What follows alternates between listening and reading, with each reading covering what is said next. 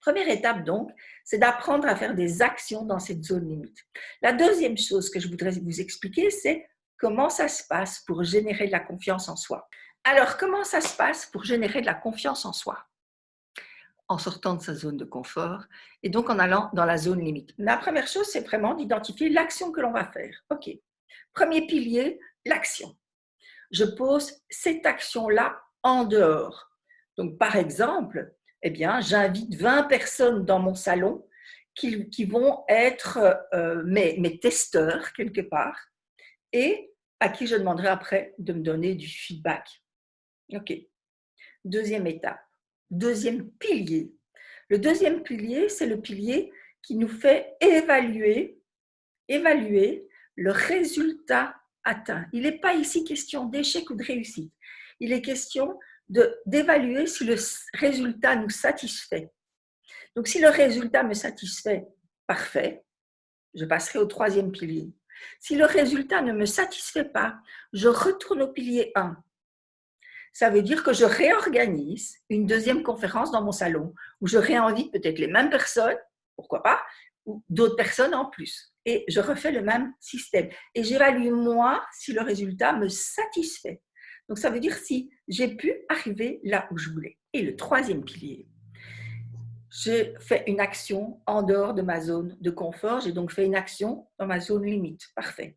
Deuxième pilier, j'évalue le résultat. Il n'y a pas d'échec, il n'y a pas de réussite. Il y a juste un niveau de satisfaction. Est-ce que je suis satisfait? Si je suis satisfait, je vais au troisième pilier. Le troisième pilier, c'est quoi? Le troisième pilier, c'est prendre en considération les compétences que j'ai utilisées, les qualités personnelles que j'ai utilisées pour pouvoir mener à bien cette action dans ma zone limite. Et donc, je peux par exemple dire que ce que j'ai mis en œuvre là, c'est ma créativité.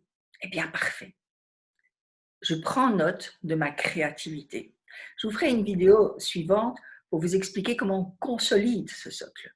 Mais là, je prends déjà en considération la qualité que j'ai mise et j'accepte que cette qualité me permet en général de sortir de ma zone de confort et de rentrer dans ma zone limite.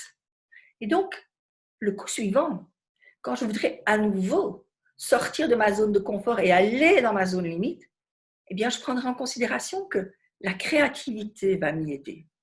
Et donc, pour mener l'action suivante, comment est-ce que je peux utiliser la créativité pour que le résultat me satisfasse également?